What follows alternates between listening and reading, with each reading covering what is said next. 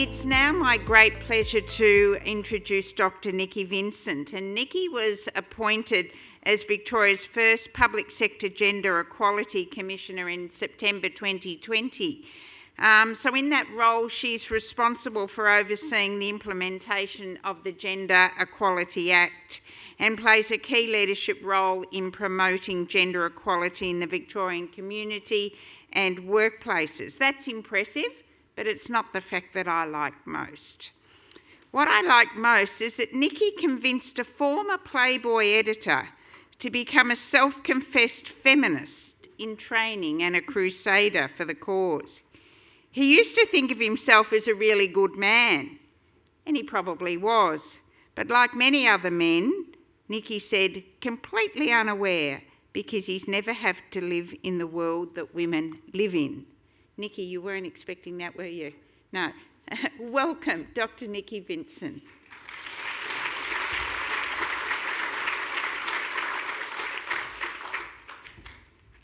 Thank you very much for that expose. Susan is, of course, speaking about my partner, Chuck Smeaton, who was my unlikely partner, I guess, who was the editor of Playboy for about 5 years. Thank you very much for inviting me today. I'd like to acknowledge that we're on the land of the Wurundjeri people and pay my respects to elders, past, present and emerging, and elders of other communities who might be here today. While International Women's Day is a great time to reflect on where we've come from and where we're headed, it shouldn't be only one day that we do this. And that's what the Gender Equality Act for Victoria is all about. It's about striving for equality every single day for every Victorian. We're all in this room today because we recognise the importance of equality and the important contributions that women make to the emergency services sector. So today, I want you to ask yourself, how am I contributing to equality? Because we need systemic change, and that requires all of us as individuals to live this value. Brené Brown is a researcher, I'm sure many of you have heard of her, based in Texas, who went viral about a decade ago with a TED Talk on vulnerability and shame. Vulnerability, she says, is the first thing that we look for in others and the last thing that we want to show in ourselves. Let that sink in. Vulnerability is the first thing that we look for in others and the last thing that we want anyone to see in ourselves. This is cognitive dissonance. It shows how complex we are as human beings in being able to hold two conflicting beliefs. I love this stuff because I have a PhD in psychology and a particular interest in adult consciousness. But when it comes to gender equality, many people grapple with cognitive dissonance. We want everyone to be equal, of course, but not many people are actually prepared to take the action needed to achieve this. Hence one of the questions for the previous panel that I saw up on the screen. And particularly if we see it as an issue that doesn't affect us directly, or if it requires us to give up something ourselves to achieve it.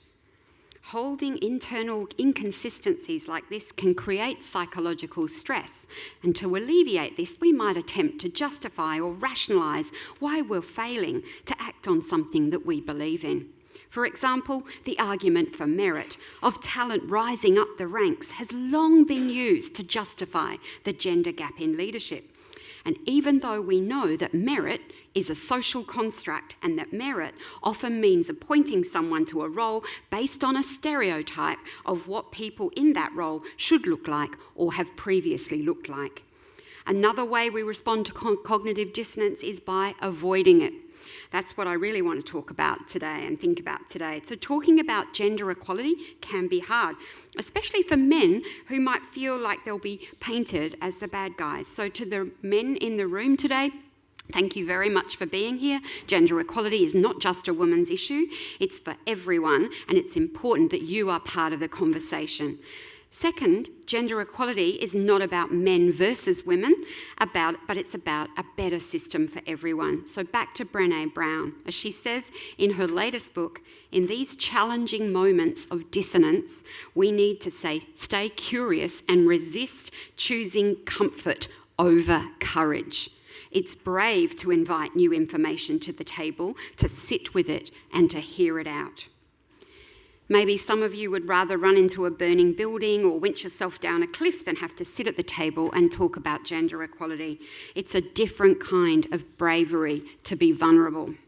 We want our organisations to be brave as well. The transparency under the Gender Equality Act is part of this. The key obligations under the Act are gender equality action plans that are due on the 31st of March, gender impact assessments for all new and up for review policies, programs and services that have a direct and significant impact on the public, and workplace gender audits, which your organisations will already have undertaken. In December, 300 organisations submitted their workplace gender audit data to my commission. Those audits report against 7 key indicators, including the workforce composition at all levels, the pay gap, sexual harassment, gendered segregation, and other factors as well. Now, audits might not sound exciting, but it's akin to donning the breathing apparatus or the harness and preparing for action. But instead of the burning building or the cliff, the brave act is sitting at that table, sitting with that discomfort and laying your cards out about all the inequalities that are shown up in that data. And to the leaders in the room, I urge you to listen. If you're not prepared to sit at this table and take action, then you can't expect others to do it. And you can't expect to build a culture that is brave when it comes to gender equality. Be frank about your organisation's vulnerabilities and where you know that you need to do better. The audit data makes this visible. You can't hide behind ignorance anymore, and you can't hide this data behind closed doors, because you have to publish it on your websites, and we will be publishing your data as well. It'll be there for everyone to see. As you know, that this is the transparency of the Act, and consequently, it's the greatest accountability. My team's currently checking the compliance of the data, a complex process given our data platform contains 67 million data points, and we are, I think, including me, 15 FTE. As you'll appreciate, this is the first time we've asked organisations to submit this data, so there's significant variability. I know many people are eager for us to release the findings, but we anticipate doing that around June. We need to take the time to get the balance right between ensuring compliance, avoiding creating a lot of additional work for organisations with data gaps. We're not expecting everyone to get perfect data the first time around. In fact, this is about having a snapshot of our starting point so that we can track progress at organisation, industry level and whole of sector levels. We can look from data from the People Matter survey for some high-level results already that the Victorian Public Service Commission has now published. And this is the first time this data has been publicly available. And we can see from their high-level statistics that emergency services still has a structural gender bias, and I know I'm not giving you any news there. The Victorian public sector makes up 10% of the state's labour force, and of the overall public sector, 68% are women. But that's not the case in police and emergency services. Women make up just 32% of those workforces, making them the most male-dominated of all public sector workforces. And it's not just about representation, it's about what level and where those roles are, with women mostly concentrated in lower-level administrative roles.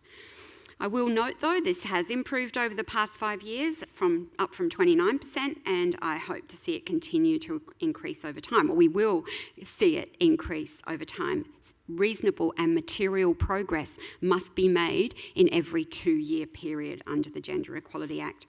As well as being the most male-dominated workforce, the police and emergency services sector has the highest median annual salary, earning $9,808 more than the median for the whole public sector. And this, of course, reflects the nature of the work you do.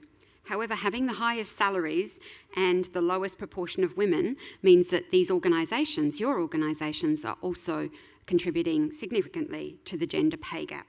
Overall, the Victorian public sector has a gender pay gap of 9.6%.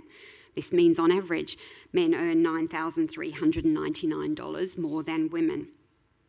These numbers show the importance of workplace gender audits. These audits allow us to go deeper, holding a mirror up to our organisations to see the disparities.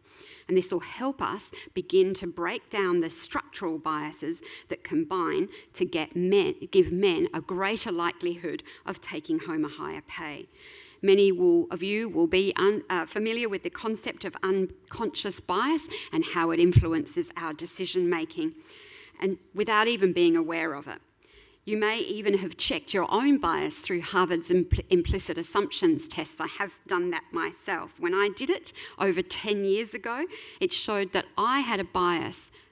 I was more quickly associating words around leadership and agency with pictures of men, and more quickly associating words around caring with women.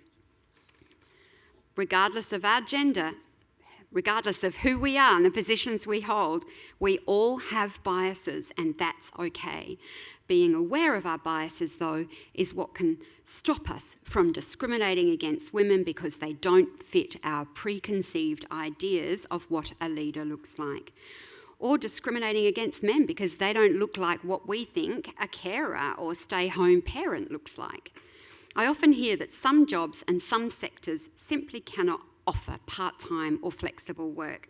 While this might be true in some cases, there are always opportunities to consider how parents can be better supported to balance work and family responsibilities. Without a job share, I may never have gone on to have the career that I've had. In the mid-90s, I had 4 kids. I had my first kid when I was 18 and had all 4 of my kids by the time I was 25. I was kicked out of home at 15, and so it came from a very low socioeconomic status background. In the mid-90s, I was a single parent working and studying. The job share allowed me to have a career, and it wouldn't have been possible otherwise. Thankfully, my boss at the time, a male, recognised the talent of myself and my co-worker and immediately took the double act. We'd incidentally met in the library at the university whilst researching the job and didn't even really know each other. We're still best friends some 25 years later. Job sharing is still underutilised. The Department of Families, Fairness and Housing has recently offered what I believe is the first job share arrangement with the head, the secretary. During COVID, some organisations met the need for extended hours and 7-day shifts with managers and directors working job shares to provide extra capacity, such as a 4-day split with a day of overlap. A key barrier for women working in emergency services is a rigid work structure that makes it difficult to balance work and family responsibilities. So if I can issue a challenge for organisations to consider over coming years, it's how to better accommodate flexible work arrangements, part-time work and job sharing. In fact, leave and flexibility is one of the key indicators under the Act, so organisations will be reporting to me on their progress every 2 years on that particular indicator. Why should women be held back in their career because they have children? Why should dads be denied the flexible working arrangements and told that their wife can do the school run? I like to think we've moved on from those outdated stereotypes. We know that women can be tough and men can be empathetic, and this should be celebrated. So we need to break the gender bias in the workplace structure. Gender equality doesn't exist in a bubble in the workplace either. In fact, there's evidence to suggest that workplace gender equality also positively contributes to equality in the home. So how can you break the bias at home? Well, earlier I spoke about cognitive dissonance and how you might support gender equality in principle, but not actually do anything about it. That's called avoiding the work. So particularly for the men in the room, but for all of us, think about what you can do too. Maybe you already do the grocery shopping, but your partner have to write the list for you? Is she the one with the responsibility for the schedules of your kids? setting up and reminding about play dates, organising swimming lessons and carpooling? Is she the one who knows what size shoes your child needs and which clothes they're growing out of, even though she might have her own full-time career? Is she the one who has the Medicare card and the GP's number and the prescriptions? If so, then you're not sharing the mental and emotional load. This emotional load is hard work, it's huge, and it may not always be able to be shared equally, but know that you may not have full visibility of all the things going on behind the scenes at home if you don't. Just like a gender audit, you may need to lay your cards on the table to break the bias of gender stereotypes on how you share unpaid work and caring responsibilities. And if you want to do this literally, there's a deck called Fair Play, which helps you divide up all the invisible life administration tasks at home. Beyond the home, a free online resource called The Good Guy's Guide on how men can help women feel safer in public places, and that's not about what you do, it's about what you don't do. So you might want to have a look at it. You might be a great guy, like my partner, but a woman walking alone doesn't know that. So the simple rule, don't walk behind her. You might be just walking home, but she might feel like she's being followed. And this might sound obvious, but taking small actions add up to making a big difference.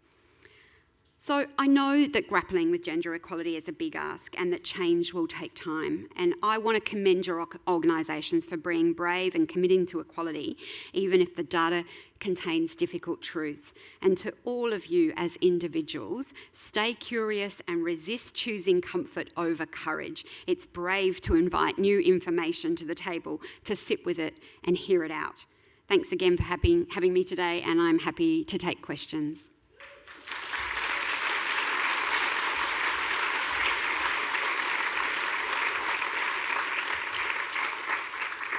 Please feel free to ask me some of those tough questions that were up there before.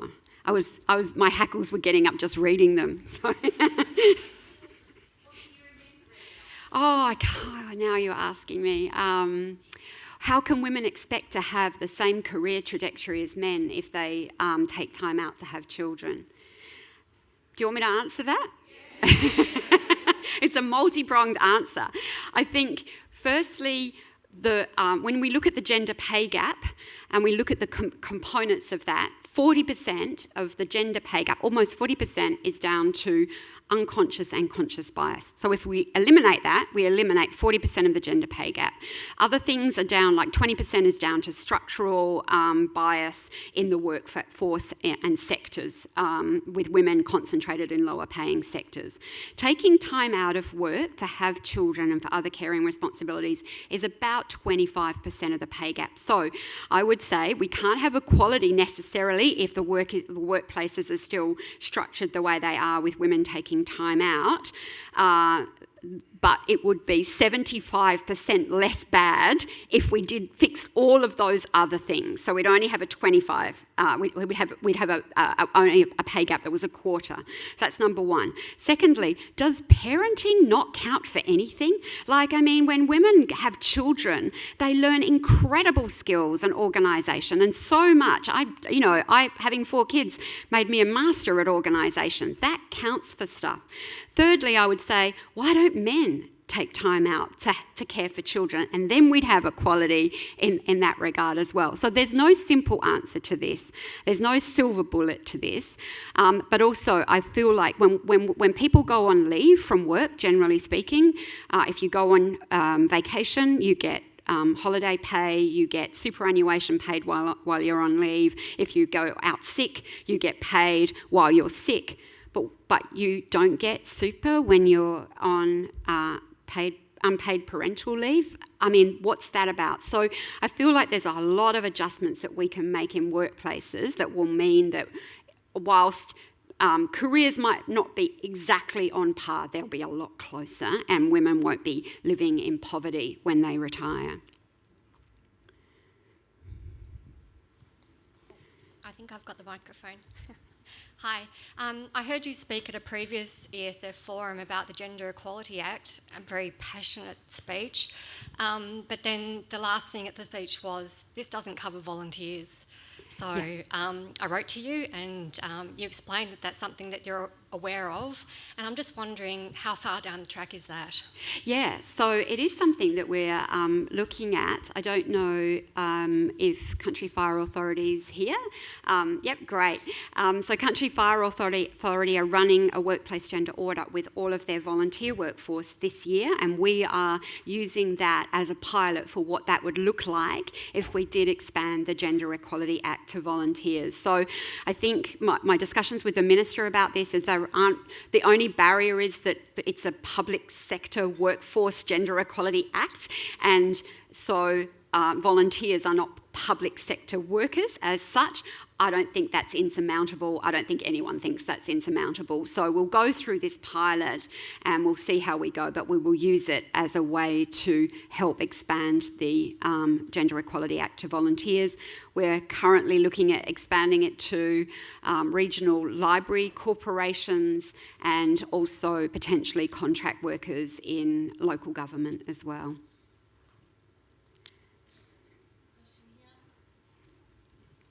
Hi, Nikki. Thank you so much for that. We've been having some conversations on our table about feeling uncomfortable to call out non-inclusive behaviour within our workplace with fear of maybe being judged for complaining or not being able to work in a team well. Yeah. And I was wondering if you could give us strategies on how as leaders we can provide an inclusive workplace so that people feel comfortable to call out bad behaviour without fear of their opportunities maybe being in jeopardy in the future. I think there's no silver bullet, because in hierarchical workplaces like these, calling out behaviour to your boss is always hard. It's easier to do it with your peers, but even then, still can be quite challenging. I know I worked with SA Police and the Metropolitan Fire Service doing reviews of both of them in South Australia, and that was definitely for SA Police, that was one of the things at the end of the 4 years that we worked with them that was still a problem. Not so much calling out bad behaviour from peers, but it was still a problem calling it out with your bosses. I think you've just got to have an unrelenting communications from leadership that this is not acceptable, that bias and sexual harassment are not acceptable, and it is okay to call it out. And if it is called out and there are consequences in your particular shift or squad or whatever, that there's a place for you to go and safely talk about that. But I think it's, these issues are cultural issues. They are not going to, they've been the organisations that we're talking about here have been going for sometimes 100 years or so, or more even potentially, and it's a very male-dominated culture, and it's even among women find it difficult sometimes to see that they are part of that culture, very much part of that culture as well. So we're not going to see an overnight shift, but I think leaders have to take responsibility for making it safe for that, for these issues to be called out, and making sure that if anyone experiences victimisation as a result of calling it out, that there are consequences for the perpetrators of that victimisation. And also strength in numbers. So even if you can't call it out yourself, find others that can support you in doing so. I've got one here. Sorry, I'm going with hands up and. Forgive my ignorance if I'm not fully aware of what the audit encompasses. Is the audit a snapshot, or will it over time be able to track progress? So people who, say if there's an increase in intake of women, where those women go over time? Yeah. So there are data that look at career progression and so forth. It's both a snapshot and it will be able to be used to track progress. So currently, as the Act stands, you need to conduct a workplace gender audit every 4 years as part of then the development of your new Gender Equality Action Plan, or the renewal of it in 4 years' time. We will be proposing regulations that require an audit for progress reports as well. We can't see how you can measure progress without also undertaking another audit, and I would imagine most organisations will be doing that anyway.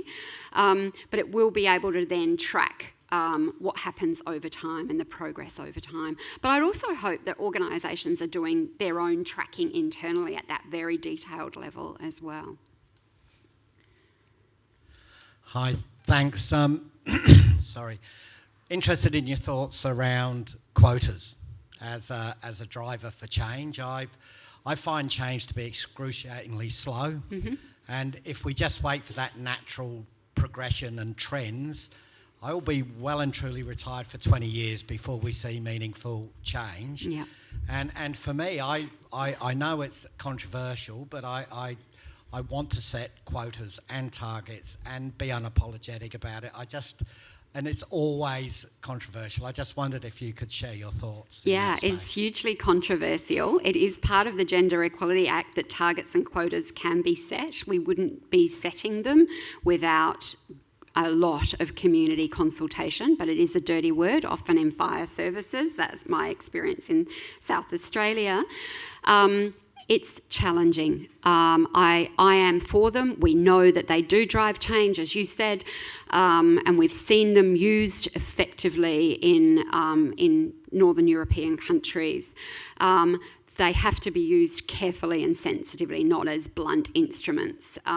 We have to also address the pathways into organisations. We can't set unrealistic targets for organisations when there's no pipeline. We've got to fix that as well. But targets can actually help focus attention on pipelines and help focus the mind on things that people have said are structural and we can't change them.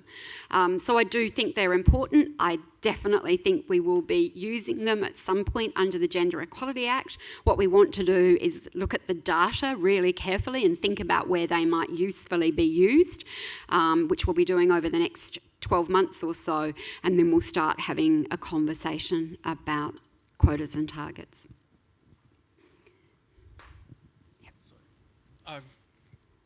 Sorry, good afternoon. If I could just, I don't know who's going now. Where are you? Oh yeah, sorry, in front of me. I've got it pointing here, no, sorry. So, good afternoon. I'm a cisgendered gay male from South Africa, which is an incredibly diverse country where I was an ethnic and racial minority. I'm here now. My question is around, I have two questions. The first is around the definition of gender, because the way that it's being used is incredibly binary still here and polarizing, and I saw a lot of questions about that and felt like it was skirting around some of the issues of LGBTQIA plus representation and inclusion. One of the interesting things I found during the recruitment process in the VPS is an indication that we are keen to promote representation of LGBTQIA plus people, but no one then subsequently asked me, well, are you? Are we going to tick a box somewhere to say, now we've got you? How does that reflect in the system? So it's one thing to promote it, but there's no voluntary disclosure even. Are you tracking that? Yes, we are. We are. And gender, to answer your question, is not defined in the Gender Equality Act. So we have deliberately left it undefined. Gender means whatever you consider your gender to be. But you're absolutely right. We have hardly any data on anything other than men and women because most organisations aren't collecting that, and more so because they don't feel it's appropriate to collect that data. They're worried about that data and what it might be used for. They think that their people will be worried about what that's being used for. But because the Act has intersectionality enshrined within it, and I know gender isn't intersectionality, but LGBTIQ often is considered an intersectionality, certainly race, age, disability, all of those things now need to be taken into account in workplace gender audits and in gender equality action plans and in gender impact assessments for organisations covered by the Act. It's if possible. And so what most organisations have said to us this time around, the blank tables in the data that we've got are all the intersectional ones. And what I've said is, okay, so you've not capturing it at the moment. What I'd like to see is in your gender equality action plan how you will capture that in the future. And so lots of organisations have that now in their gender equality action plans, or at least the ones that we've seen coming through. And in the data I did, because we're such a tiny organisation, I did 1/3 of the compliance checking myself of the data. In the data tables where there was missing data, I often had a comment in the comment section. We will address this the next time around. So I'm looking hopefully to the future when we have got really good comprehensive data on intersectionality, and we can look at the gender pay gap, not just men and women, but women from a coal background, Aboriginal women, women with disabilities, LGBTIQ, and so forth. I think that answers both my questions. Thank you.